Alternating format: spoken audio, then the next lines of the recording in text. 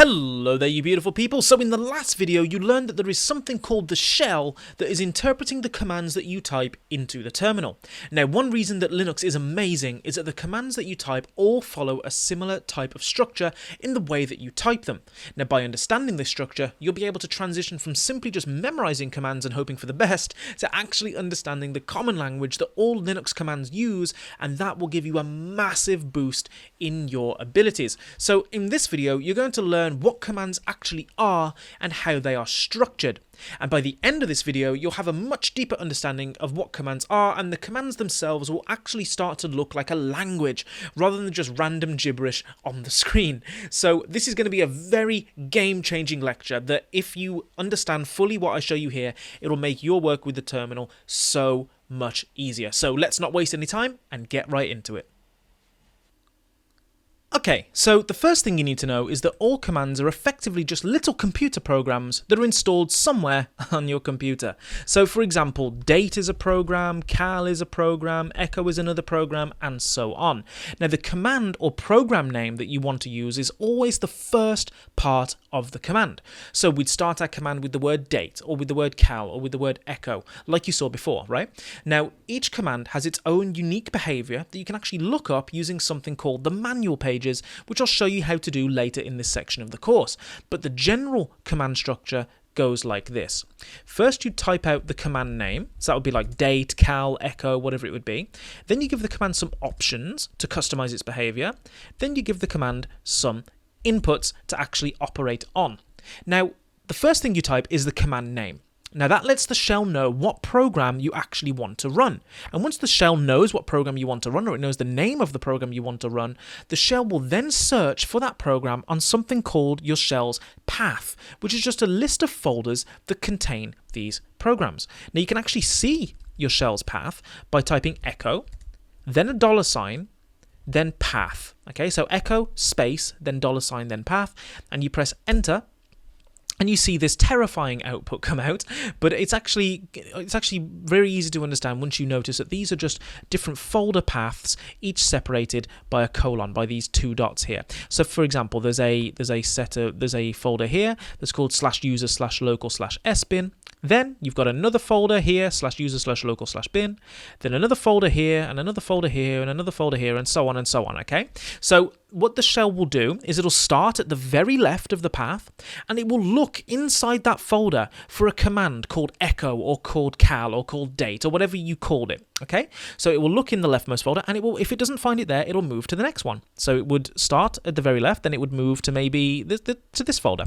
Okay, then if it didn't find it there, it would move to this folder, and if it didn't find it there, it would move to this folder, and so on and so on and so on, until it got right to the end, so to /snap/bin. Okay, and if it didn't find a folder with that name in any of those folders, okay, then the shell would give you a command, an error like command not found. So if I tried to do blah blah blah and tried to call that as a command, it says it couldn't find this command. So what the shell did is it looked for a command called this in each of these folders, didn't find it, and said command not found. Now, this has an interesting impact.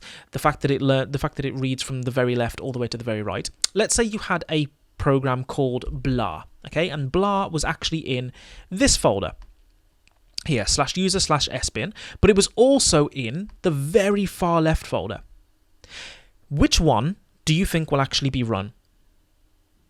Well, actually what would happen is it would only run the version in here, because that's where it found it first. And if you wanted it to run the version that was in this folder, that wouldn't be possible because it found the same name here first. Okay, so that's just something to bear in mind. It's not something you'll really run into, but it's just something to bear in mind. Okay, now you can actually see which folder that a command is stored in by using the which command. So it's like, which folder is this command in? So I could say which and then cal. Okay, and if I press enter, it'll tell me that the cal command is actually in the /user/bin folder. And if we look at our path, we can see that /user/bin is located here. So it is on our path, and therefore cal was able to be found. And let's try that again for echo. If we do which echo, you can say /bin/echo. And if we look on here, we'll find somewhere /bin is somewhere, here we are, /bin.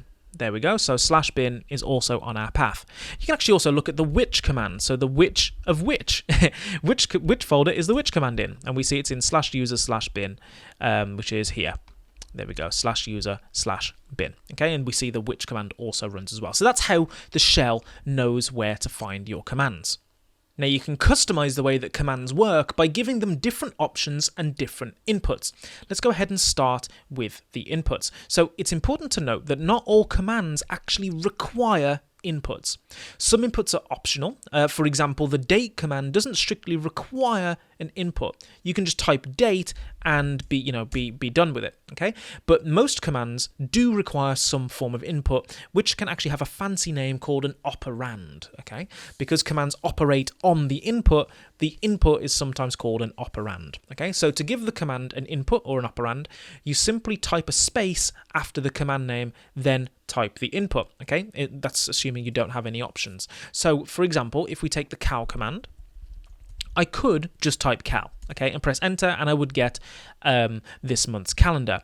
But to customize the behavior, I can give it an input. So for example, if I want to get the calendar for the year 2017, I could type cal 2017, okay, and if I press enter, now I get a completely different input, output, because I gave the command this input.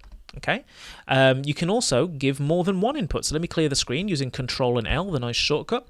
Sometimes you can give more than one input. So for example, I could type cal 12 2017, and if I press enter, you can see now that I get I've given the cal command two inputs. One being 12, which means the 12th month, and the next one being the year, which is 2017. So I've said here, can you give me the calendar for December 2017? Pretty cool, right? So we gave it two inputs, and that also customized our output. So basically, you can just give commands inputs. So like if I say echo and I say hello, then hello was the input to the echo command. You see? So that's quite straightforward. All we did was type the command name, which the shell then found on the path, and we gave that command, that program, some input. Okay, so now that we understand inputs, let's discuss options, because this is where stuff gets really interesting. Okay, you've seen us use an option with the cal command as well. So the cal command, we gave it the Y option before. Okay, so if I do by default, the cal-y will show the current year's calendar. Okay, so we gave the cal command an option, the Y option, which you can see that has been preceded by this dash, and that's common for commands. They tend to be preceded by dashes and hyphens and things. So let's take a look at the date command to understand how options work even better. Okay, date by default will show today's date in our current time zone. So if I just say date, it says here's the date and time in the current time zone, which is apparently British summertime.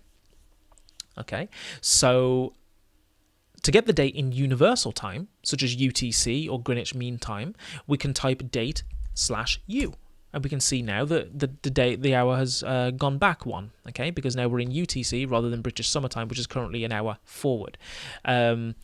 So we gave the date command the U option. Now, if we had other options to give the commands, we could list them right after one another. So, for example, we could do date/A-B-C-D-E-F-D, and this would give it these different options. So the A option, the B option, the C option, the D option, the E option, the F option, the G option. Okay, or more simply, you could just do -A, B, C, D, E, F, G.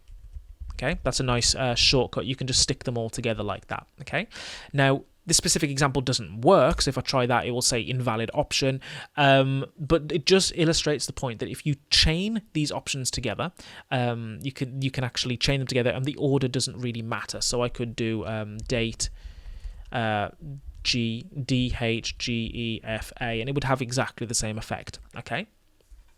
All right then. So now it can sometimes be difficult to understand what these options mean. So sometimes options actually have long form names. So for example, date/U, okay, -U, sorry, which gives us the date in universal time. You could also do date --universal. Now and it gives us the same output. Now universal long names are preceded by two dashes. So you see a --universal. Whereas the short form options, which are just one letter, are usually just preceded by one dash. Okay. Now, the long form commands can make commands easier to read, but they're not available for all options. It really depends upon the command that you're using. And again, just notice the fact that I use 2 dashes for long forms and 1 dash for short form commands. Now, if you wanted to use, for example, 3 long form options, you would need to do something like this. So you'd have to do date dash dash universal. That's 1 long form option, then dash dash long form option 2, then dash dash long form option 3. You can't really chain those together like you can with the short form options. Okay, so that's not going to work. But the short form options, you can do date slash ABCDEFG. But with long form options, you kind of have to separate them. Dash dash universal, dash dash long form option 2, and dash dash long form option 3. Okay. Now, it's important to note that everything on Linux, including commands, is case sensitive. So, for example, the date command in lowercase is valid. So, the date command in lowercase is valid, but the date command, like with a capital D, would not be valid. The date command with like a capital A here, that would not be valid either. So, you need to make sure that you spell your stuff correctly and with the right case sensitivity, and that goes for options and inputs too. So, it's not just the name of the commands. The date command, for example, has a U option, but I don't think it has a capital U option. See, it doesn't. So I put a capital U and it didn't give me the universal output because it doesn't know that it has a capital U option. It only knows that it has a lowercase u option. So make sure that you spell your commands with the right case sensitivity. Now, the only other thing to know is that sometimes options can have their own inputs. So, for example, if we go to Cal, I'm going to clear the screen. If we go to Cal, we could see the calendar for December 2017 by giving it 2 inputs, right? Cal 12 2017, not options, 2 inputs. But there is an option that will allow us to see a certain amount of months after that too. So, for example, if I did Cal, gave it the capital A option, then wrote the number 1, 12 2017, okay, this will show December 2017 with 1 month after. And the A option gives you after, but it also needs to know how many months after. So I said 1. So this 1 here is actually an input to the A option. And then you've got the inputs for the command. Okay. You can also show a month before. So for example, cal-b 1 12 2017. That will show us December 2017 with 1 month before it. And you actually also combine these together. So cal 1 month after, 1 month before of December 2017. Okay, so now you've got December 2017 with 1 month after, which is January 2018, and 1 month before, November 2017.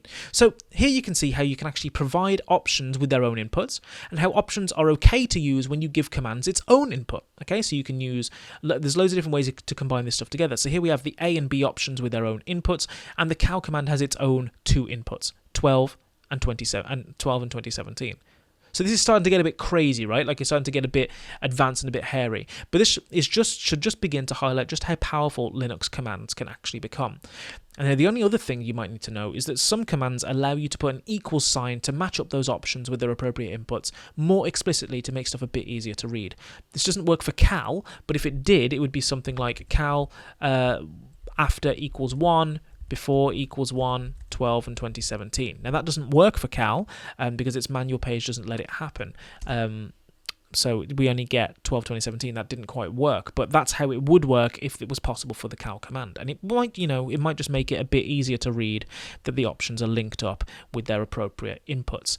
If there were long form options, you would do something like cal -- before equals 1 -- after equals 1 and 12 2017. So here, you've got long form options also being linked with their inputs.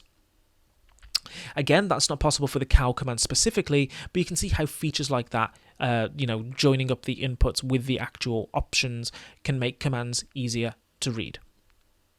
So in this admittedly rather in-depth video, you've learned that commands are basically broken up into 3 main parts. First, you've got the command name.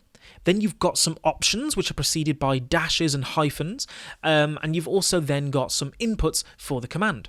Now, the command name needs to match a program that is on the shell's search path. Now, the path is just a piece of text that's stored in the shell that lists a bunch of folders that the shell will start searching from the left to the right, separating each folder with a colon, which is the two dots on top of each other. And if the shell finds an appropriate program, then that program will run, and the shell will pass to that program any inputs that you have given it in the command. Okay, so you can also customize a command's behavior using options. Now, options are usually just letters that are separated by hyphens, so a dash, like you see at the very top of the summary slide here. You give each option a dash before it, or you can chain the little letters together in one go. The order does not matter.